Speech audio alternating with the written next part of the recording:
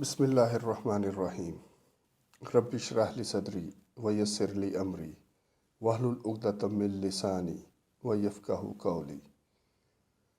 अस्सलामु अलैकुम प्यारे बच्चों। A+ स्कूल सिस्टम आपको खुश आमदीद कहता है और उम्मीद करता है कि आप पढ़ाई के साथ साथ अपना और अपने घर वालों का ख्याल रख रहे होंगे। तो प्यारे बच्चों, आज हम शुरू करते हैं अपना लेक्चर नंबर 2। बिस्मिल्लाहिर्रहमानिर्रहीम। आज हम मुतालिया पाकिस्तान के चैप्टर नंबर 1 पाकिस्तान की नज़रियाती असास का टॉपिक हिंदुस्तान में इस्लाम दौरे हुकूमत के दौरान में इस्लाम की बुनियादी इक़दार, मुसलमान मुस्लिहीन और समाजी और सकाफ़ती हवाले से नज़रिया पाकिस्तान की वजाहत पढ़ेंगे। प्यारे बच्चों, आपको याद होगा कि हमने अपने पहले लेक्चर में क़याम पाकिस्तान के हवाले से पढ़ा कि क़याम पाकिस्तान एक नज़रिए के तहत वजूद में आया जो नज़रिया पाकिस्तान कहलाता है। फिर हमने नज़रिया पाकिस्तान का मफ़हूम पढ़ा।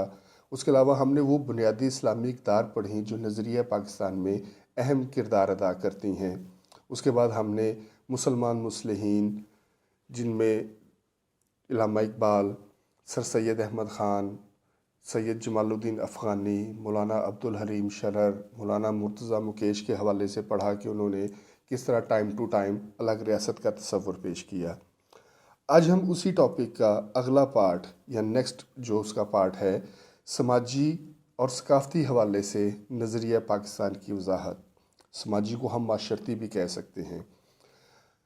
तो प्यारे बच्चों, अगर हम बर्रसगीर के मुसलमानों के माशरती और सकाफ़ती हवाले से नज़रिया पाकिस्तान को देखते हैं तो नज़रिया पाकिस्तान एक मखसूस तर्ज़ ज़िंदगी और तहज़ीब व सकाफ़त की दावत देता है। तर्ज़ ज़िंदगी से मुराद ज़िंदगी गुजारने का तरीका, तहज़ीब व सकाफ़त हमारा कल्चर, हमारे रहन सहन। बिलाशुबा बर्रसगीर के मुस्लिम तहज़ीब व सकाफ़त पर इस्लाम ने गहरे असरात छोड़े हैं। बर्रसगीर के मुसलमानों के मुनफरिद नस्ली व तमदनी, तारीख़ी विरसा और जुग़राफ़ियाई माहौल की वजह से भी रवायात ने नशो नुमा पाई। मुनफरिद से मुराद अकेला या यकता होता है, यानी कि उस जैसा कोई भी ना हो। नस्ली जो है वो लफ्ज़ नस्ल से निकला है, जिसका मतलब ख़ानदान या कबीला होता है। इसके अलावा जो तमदनी है, लफ्ज़ तमदन से निकला है, इसका मतलब होता है तर्ज़ माशरत, कि हम माशरे में किस तरह रहते हैं, एक दूसरे के साथ किस तरह मिलते हैं। और विरसा का मतलब होता है विरासत, कि हमारे आबा व अजदाद से जो हमें चीज़ें मिलती हैं वो हमारा विरसा होता है। और जोग्राफियाई माहौल से मुराद कि जिस जगह पे हम रह रहे हैं उसका माहौल कैसा है। तो ऐसे तमाम तरीके जो इस्लामी तालीमात के ख़िलाफ़ नहीं थे, वो यहाँ के मुसलमानों का सकाफ़ती विरसा था, यानी कि उनका कल्चर था और आज भी है। बर्रसगीर की दूसरी कौमों के साथ रह कर भी मुसलमानों ने इस्लाम के सकाफ़ती इक़दार का तहफ़्फ़ुज़ किया, यानी कि उन्होंने अपने जो इस्लामी रवायात थी उनके अंदर किसी दूसरी कौम की रवायात की आमेज़श नहीं होने दी। इस्लाम, अगर हम बात करते हैं इस्लाम की, तो इस्लाम अपने रूह में जमहूरी निज़ाम है। इसमें शुराई तरीके को अहमियत हासिल है। शुराई तरीका होता है कि लोग बैठकर मशवरा करके कोई फ़ैसला करते हैं। अकेले बंदे की अहलियत नहीं होती कि वो कोई फ़ैसला कर सके, और ये इसलिए है कि इस्लाम में कानून की हाकिमियत को यकीनी बनाना होता है। अगर हम इस हवाले से देखा जाए तो हम कह सकते हैं कि नज़रिया पाकिस्तान में जमहूरियत एक सतून की हैसियत रखता है, या हम ये कह सकते हैं कि democracy is an important pillar in ideology of Pakistan. अब नज़रिया पाकिस्तान या नज़रिए पर अमल किया उस वक़्त के मुसलमानों ने, उनको क्या फ़ायदा हासिल हुआ और इस नज़रिए पर अमल करके हम क्या फ़ायदा हासिल कर सकते हैं, हमें क्या फ़ायदा हो सकता है, उसके बारे में थोड़ा सा पढ़ते हैं। तो नज़रिया पाकिस्तान पर अमल करने से ही बर्रसगीर के मुसलमानों में रवादारी, इंसाफ और जमहूरियत की जड़ें मजबूत हुईं। उनका आपस में रिलेशन बना, वो सब एक मुत्तहिद हुए। और अगर आज हम अपनी कौमी तमीर नौ करना चाहते हैं तो उसका इन्हिसार या अपने मिली जज्बों की आबियारी करना चाहते हैं, उनको कल्टीवेट करना चाहते हैं, उनको नशोनुमा करना चाहते हैं, या हम जमहूरियत की कामयाबी चाहते हैं, तो इन सब का इन्हिसार जो है वो इस्लाम की वाबस्तगी पर है, यानी कि वो नज़रिया पाकिस्तान की वाबस्तगी पर है। हम नज़रिया पाकिस्तान के तहत अमल करेंगे तो ये तमाम चीज़ें जो हैं ये कल्टीवेट होंगी, नशोनुमा पाएंगी। अगर हम मुत्तहिदा हिंदुस्तान یا برصغیر کی بات کرتے ہیں تو برصغیر میں کئی زبانیں بولنے والے مسلمان رہتے تھے، جن کی ثقافتیں، روایتیں، نسلیں اور سماجی ماحول مختلف تھے، اور رنگوں میں بھی یکسانیت نہیں تھی، کوئی کالا تھا، کوئی گورا تھا، کوئی گندمی تھا۔ لیکن ان تمام ڈفرینسز کے باوجود، ان تمام چیزوں کے باوجود، وہ کون سی ایسی طاقت تھی جنہوں نے ان تمام مسلمانوں کو ایک مسلم ملت بنایا ہوا تھا؟ وہ بیسز یا وہ بیس جو تھی وہ کون سی تھی جس نے ان کی ثقافتیں، روایتیں، نسلیں کو فرق ہونے کے باوجود ان کو ایک کیا ہوا تھا؟ تو وہ دین اسلام ہی واحد طاقت تھی جو تمام مسلمانوں کو ایک قوم کے سانچے میں ڈالے ہوئے تھی۔ اسلام کی روح سے مسلمان مسلمان کا بھائی ہے، اور بحیثیت مسلمان ہمیشہ اپنی پہچان اور مذہب کے حوالے سے کراتے تھے، اور آج بھی ہم اپنے آپ کو مسلمان کہتے ہیں اور اپنی پہچان جو ہے وہ مسلمان کے حوالے سے ہی کرواتے ہیں۔ مسلم ملت کی اساس کے حوالے سے ہی حضرت علامہ اقبال رحمۃ اللہ علیہ نے اس بات پر زور دیا، اور انہوں نے کہا کہ مسلمان دین اسلام کی وجہ سے ایک ملت ہیں، اور ان کی قوت کا انحصار اسلام پر ہے، جس کا حقیقی تصور انہوں نے اپنے اشعار میں پیش کیا۔ مثلا اپنی ملت پر قیاس اقوام مغرب سے نہ کر، خاص ہے ترکیب میں قوم رسول ہاشمی، ان کی جمعیت کا ہے ملک و نسب پر انحصار، قوت مذہب سے مستحکم ہے جمعیت تیری۔ یعنی کہ ملت قوم کو کہتے ہیں، قیاس کا مطلب کمپیئر کرنا، اندازہ لگانا۔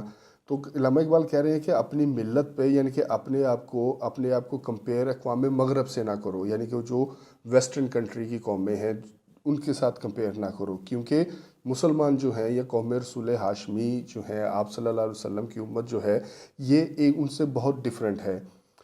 ان کی جمعیت کا ہے ملک و نسب پر انحصار، یعنی کہ وہ اکٹھے ہوتے ہیں تو ان کے اگر وہ ہوتے ہیں تو وہ ملک کے لیے ہوتے ہیں یا ان اپنے نام کے لیے ہوتے ہیں۔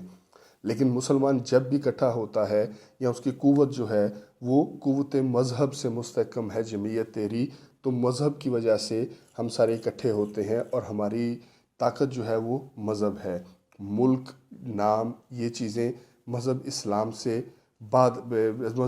کے بعد میں آتی ہیں، پہلے ہم مذہب کو لے کر آتے ہیں۔ کانگریس انگریز کی حکومت کی مشترکہ قوت قائد اعظم اور آل انڈیا مسلم لیگ کے مضبوط ارادوں میں رکاوٹ پیدا کر رہی تھی۔ ہندوؤں کی عددی برتری، یعنی کہ وہ اکثریت میں تھے، اور ساتھ ان کے انگریز حکومت کی بے پناہ طاقت موجود تھی، لیکن اس کے باوجود جو تھی وہ مسلمانوں کو پاکستان بنانے سے نہ روک سکی۔ اس کی وجہ کیا تھی؟ اس کی وجہ یہ تھی کہ مسلمان یا قائد اعظم جو تھے وہ اسلام کے ساتھ وابستہ تھے، وہ اسلام کے لیے یہ سارا کچھ کر رہے تھے۔ تمام مسلمان جو ہیں وہ ایک ایسی ریاست چاہتے تھے جس میں وہ اسلام کے اصولوں کو جو ہے لاگو کر سکیں، اس کے مطابق رہ سکیں۔ قائد اعظم اسلام کی سر بلندی اور مسلمانوں کے تحفظ کے لیے مسلسل کوشاں رہے، اور مخالفتوں کے پہاڑ بھی ان کا راستہ نہ روک سکے، کیونکہ قائد اعظم ان دونوں سے، آپ یعنی کہ ہندوؤں سے بھی اور برطانیہ کے جو تھے، یعنی کہ حکومت برطانیہ سے بھی مسلمانوں کو آزادی دلانا چاہتے تھے، اور مسلم قوم نے اپنے عظیم قائد کی سربراہی میں اپنے آپ کو ایک مضبوط اور بھرپور قوم ثابت کیا، اور ملی اتحاد کے ذریعے مسلمانوں کے جداگانہ قومیت کے تصور کو کامیاب بنایا۔ یہی تصور نظریہ پاکستان کہلایا، یا اس کو ہم نظریہ پاکستان کہتے ہیں۔ نظریہ پاکستان کے اندر صرف مسلمانوں کے حوالے سے نہیں بلکہ اقلیتوں کے تحفظ کا بھی خاص خیال رکھا گیا۔ قائد اعظم نے دو ٹوک الفاظ میں فرمایا تھا کہ پاکستان ایک مذہبی نہیں بلکہ اسلامی فلاحی ریاست ہوگی، یہاں غیر مسلموں کو مسلمانوں کے برابر درجہ ملے گا۔ اس کے علاوہ 11 اگست 1947 کو جب آپ پاکستان کے دستور ساز اسمبلی سے خطاب فرما رہے تھے تو آپ نے فرمایا کہ آپ عبادت کے لیے اپنی مخصوص عبادت گاہوں میں جانے کے لیے آزاد ہیں، آپ کا تعلق چاہے کسی بھی عقیدے سے ہو، ریاست کا کوئی تعلق نہیں۔ پاکستان کے تمام شہری مساوی ہیں، یعنی کہ برابر ہیں، چاہے مسلمان ہیں، چاہے کرسچن ہے، چاہے سکھ ہے، چاہے ہندو ہے، اور انہیں مساوی حقوق حاصل ہوں گے۔ پیارے بچوں، یہ نظریہ پاکستان آپ کو آگہی دی جا رہی ہے، آپ کو اس کے بارے میں بتایا جا رہا ہے، تو اس کو بتانے کی وجہ جو ہے، اس میں اگر آپ دیکھتے ہیں تو اس کو بتانے کی وجہ یہ ہے کہ وہ تمام جذباتی رشتے اور محبت کو جاری رکھا جائے، یعنی کہ جذباتی رشتوں سے مراد کہ ہم اپنے آباء و اجداد کی جن باتوں کو نہیں جانتے، نظریہ پاکستان کے حوالے سے یا قیام پاکستان کے حوالے سے ہمیں ان کو جاننے کا موقع ملا، اور ان کو ہمیں ان کا احساس ہوا کہ انہوں نے کیا کیا قربانی دی، اور یہی ہمارے ان کے ساتھ رشتے کو اور مضبوط کرتی ہے، ان کے لیے محبت پیدا کرتی ہے۔ اس کے علاوہ نظریہ پاکستان کی عوام کو مضبوط اور متحد رکھنے کے لیے بہت ضروری ہے۔ اگر ہم نظریہ پاکستان کے تحت چلیں گے تب بھی ہم متحد اور مضبوط ہوں گے۔ جب ہم متحد ہوں گے تو مضبوطی آٹومیٹکلی آ جائے گی۔